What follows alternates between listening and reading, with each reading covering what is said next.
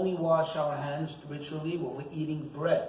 If you eat an entire meal without actual bread on which you make hamotzi, you can eat cake. If you eat just meat, salads, potato, whatever it is, you don't wash your hands. So the washing is directly connected to the eating of the bread. In other words, this is a sanctity.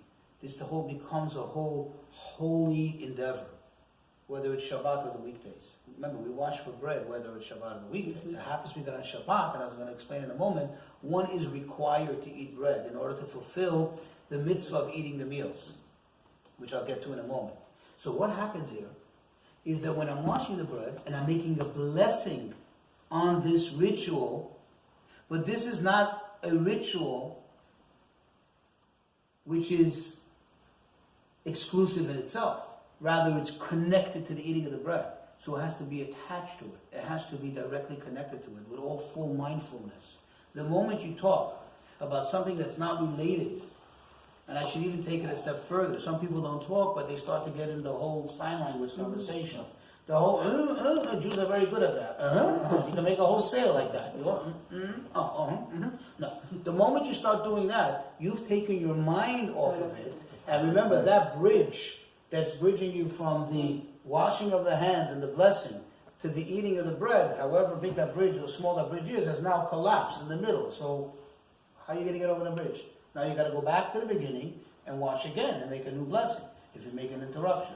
So that's why you're not supposed to make any interruption. The only exception is if you make an interruption with something that relates directly to what you're doing.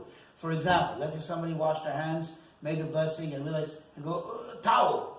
I need a towel. Although he shouldn't have spoken, but the towel is directly related to that. Somebody,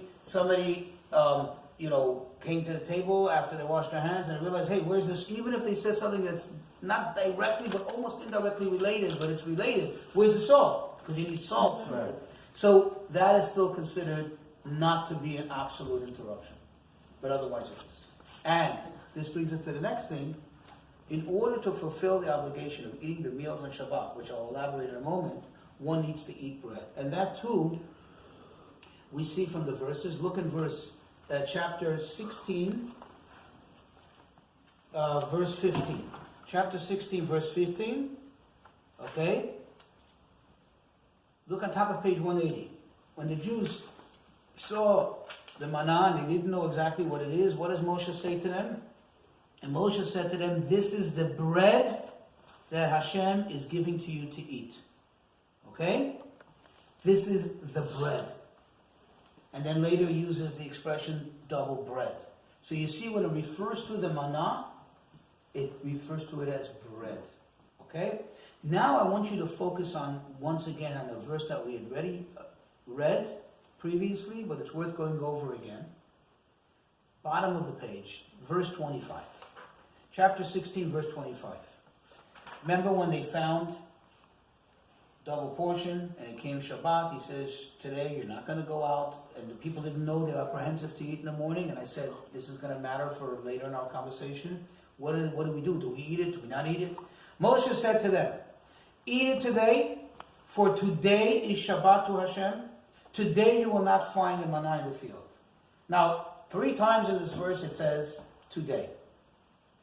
You can say it's for purpose of emphasis, but it's really superfluous, and in the Torah it doesn't repeat itself. He could have just said, eat it.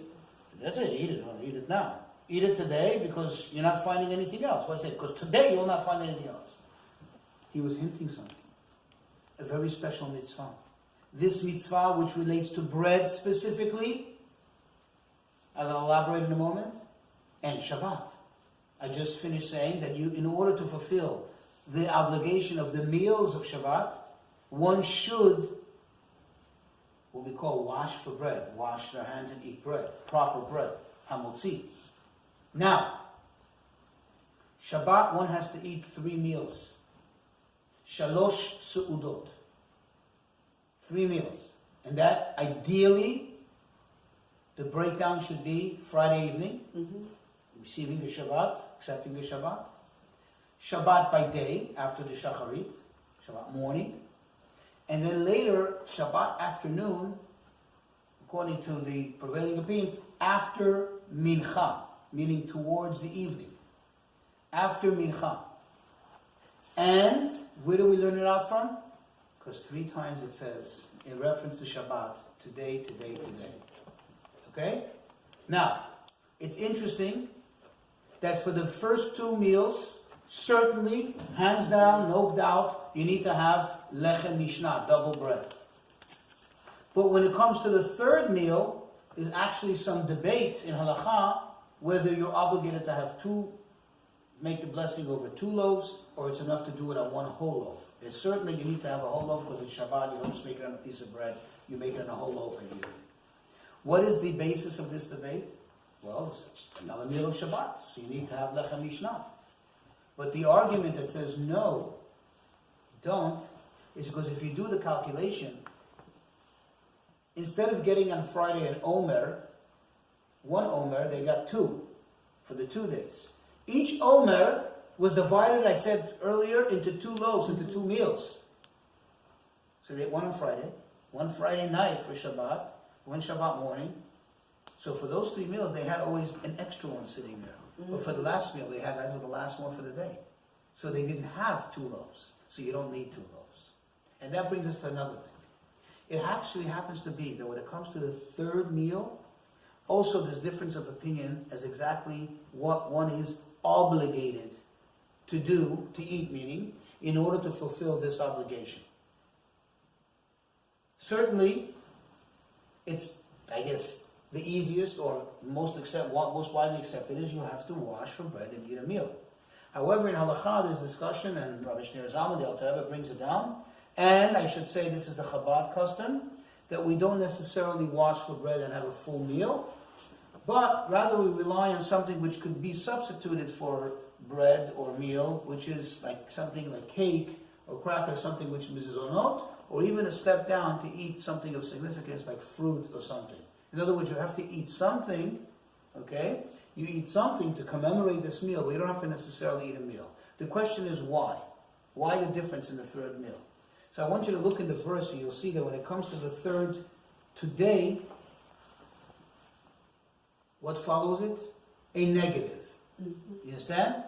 And the first 2 times that are mentioned in the verse that it says today, it's a very positive, very direct. Eat it today. Today is Shabbat. Okay? The 3rd one is today. Now in English it's hard really to appreciate this because it says today you will not. But if you look on Hebrew, in the Hebrew it says Hayom lo. Today not. So it's almost like the 3rd today is not exactly like the first 2. And that's the basis of the halakha. It happens to be that there is a beautiful essay based on a talk of the Rebbe explaining the Chabad custom, why it's not only used as a leniency, okay, we don't have to eat the 3rd meal, but rather it's a preference. It's our actually preferred choice not to eat the 3rd meal, an elaborate meal. So but in Hebrew, basically, by reading it lo, it's basically directing no right away. But it does say hayom, so it's like, it's almost like saying it's hayom, but lo, there's something like, but subtract right, yeah. You know what I mean? It's not the full hayom like the first 2. Yeah, that's exactly it. But that's it. Now, I forgot to mention something. A few more things about the double breads. Let's jump back to the double breads. The custom is, before we make the blessing on the bread, at least this is the Chabad custom, is to make a very, very superficial mark with the knife on the bread. And what is the reason for that? And by the way, you don't have to necessarily follow that line when you actually cut it. But it's symbolic of saying it's like pre-cut. Because really, on the one hand, before you make a blessing on something, that thing has to be readily available to be eaten. You don't make a blessing and then start opening the package and everything else. So ideally, according to that, you should first cut a piece of bread. So you're ready. You're not going to stick a whole loaf in your mouth. That's wrong. A Jew is not allowed to do that. It's not right. It's not acceptable. It's not proper. And by the way, etiquette at the table, especially at the table, is halachic. It's not like, okay, it's a nice thing to do. No, a Jew is mandated to behave in a certain manner, especially by a table which is considered to be a sacred place. Give you an example, you're not allowed to sit on a table, especially a table where you eat or study. You don't put your feet on the table. Not because it's not sanitary, but because it's wrong. You're encroaching on the sanctity of the table. So getting back to it, really you should do that. However, on Shabbat, because of the greatness of Shabbat, because of the holiness of Shabbat, the reverence of this special day, like I mentioned previously, you should do it on a whole, complete thing. And if you're going to cut a piece and keep it together, it might fall, and then you're not going to have a cut. So you want to keep it whole, but you make a slight, like I said, a very microscopic mark, indicating as if, like, yes, it's cut. I'm mindful of that. Okay? That's one point. Another very interesting thing is, there is discussion, sometimes you can see they have challah that they make, means originally when it's made, it looks like it's one big loaf, but if you really look closely, it's a bunch of sections together. I even saw this discussion about that, whether that once you tear the sections apart, could it be considered like two separate rolls and count as two or not? Just very, very interesting. Okay, I will tell you, without getting into the detail, A, because it's not important, and B, because I really don't know all the details, but there's people who have varying customs as to the actual challah that they have, how many little challah it consists of. Some people do actually, they should have a total of 12. Why? To mimic the 12 showbreads, which was stood in the Bet HaMikdash, which was changed every Shabbat. So it stood from Shabbat to Shabbat. So 12. So that's why you'll see sometimes these big round challah. You look in the grocery store and they have like sections. You go, what is that for? It's not braided. It's actually little pieces of dough that are stuck together and can technically be pulled apart. Very interesting. Okay? And that's what I'm trying to illustrate here is every single detail of custom that takes place by a Jewish table has meaning. There are times when we don't know them, or there are times when we just do it by rote, because that's what we saw our parents do, or the previous generation do, and maybe sometimes perhaps we don't stop to ask, hey, what is this all about? Why do we do it? Okay? Any other questions? I think we went through quite a lot today. Yeah. We went through about the 3 meals. Okay? It's what, if we're already speaking about this, already talking about this, one more thing I want to point out, that the verse says,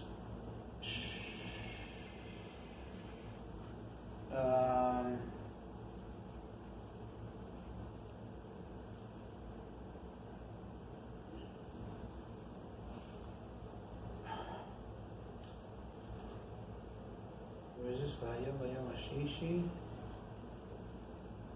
ve'echinu et asher yaviu.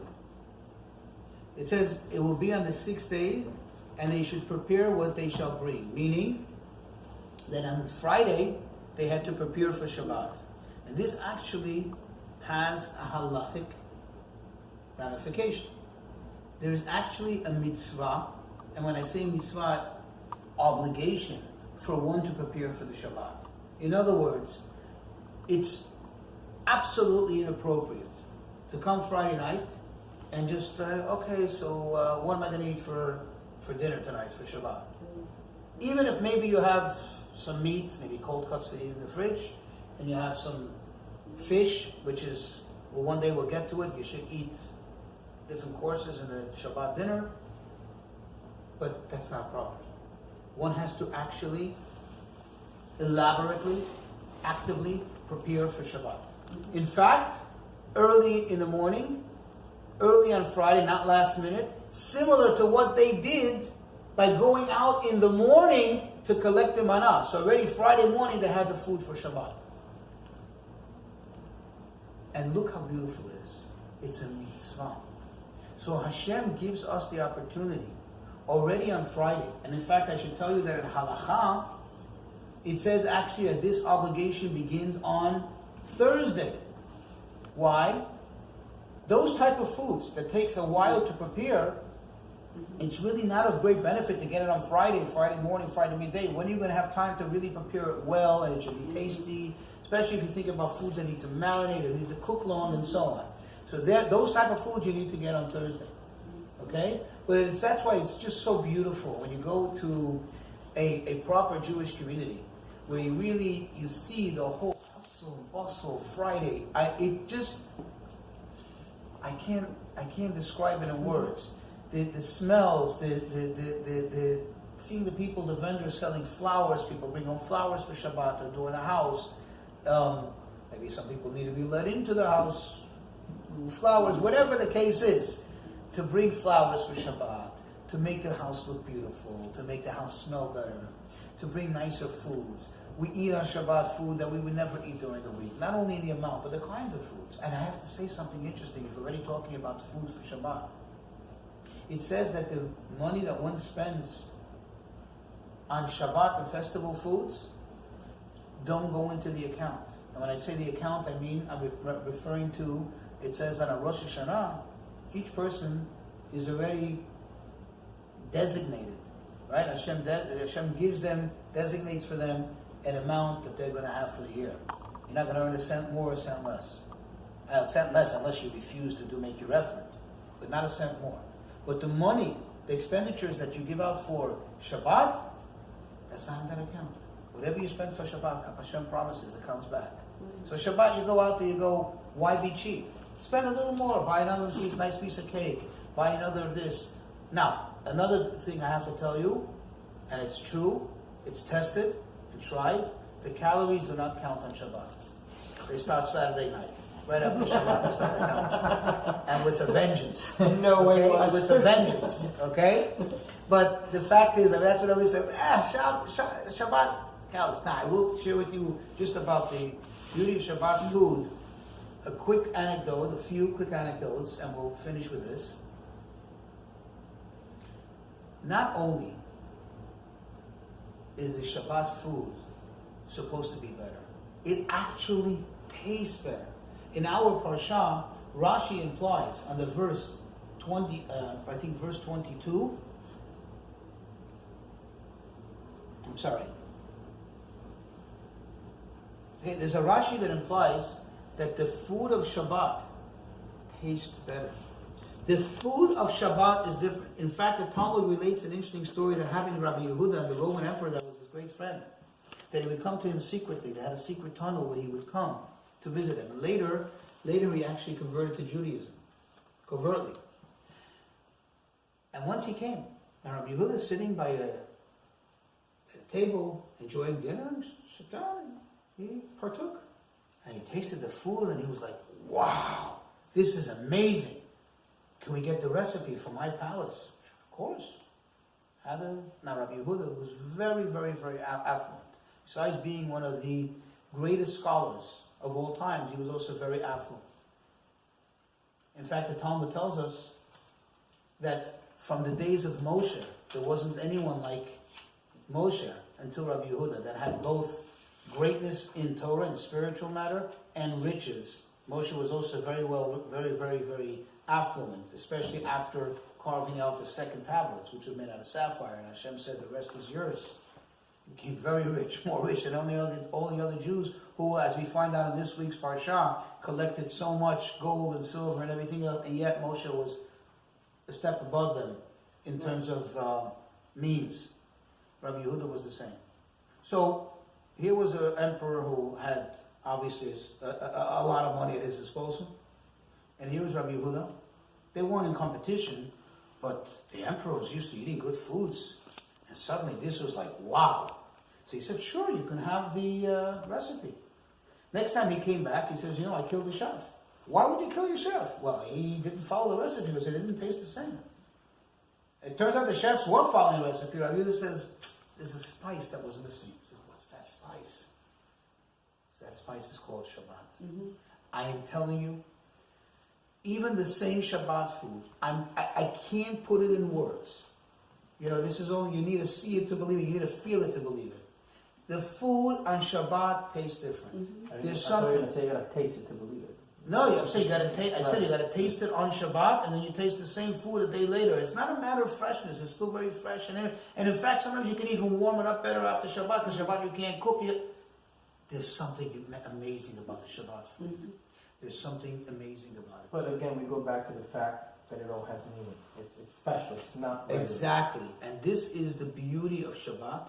In fact, we refer to Shabbat as Shabbat Kodesh, the holy Shabbat. In the one hand, Hashem tells us you should have all this pleasure, you should eat better food, you should sleep better. But at the same time, as we're living in a material world, we're hovering a little above it. We're in a spiritual realm. and we're connecting the two. This is an amazing fusion of the spirit and the matter that comes together on Shabbat. To conclude, just to show you the power of Shabbat food, what happened with one of the Chabad Rebbes, if I'm not mistaken, it was the fourth Chabad Rebbe, perhaps the fifth, that a certain chassid was present at the table on Shabbat, and he wasn't eating from the cholent, that stew, and we spoke about on Shabbat, that stew they make for Shabbat day, because he had some serious gastro problems. He had ulcers, perhaps, whatever. The doctors forbade him to eat any of that type of food. So the Rebbe said to him, "Why aren't you eating? It's a mitzvah to eat." And he said, "I can't." The doctor said, and he said to him, "Machali Shabbos shatnish." Food of Shabbos cannot hurt, cannot affect you. So he had a bowl, and it didn't affect him.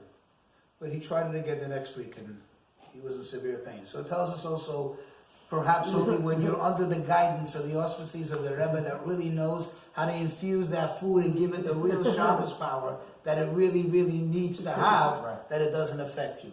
But the point is that Shabbat certainly is different, but certainly please do not take this as some kind of license not to listen to a doctor or not to follow medical advice. If there's an issue and you're not supposed to eat certain foods, don't eat it even on Shabbat. Okay? But certainly one should make an effort to eat nicer and better on Shabbat, but does not preclude one from eating healthy. Shabbat Shalom.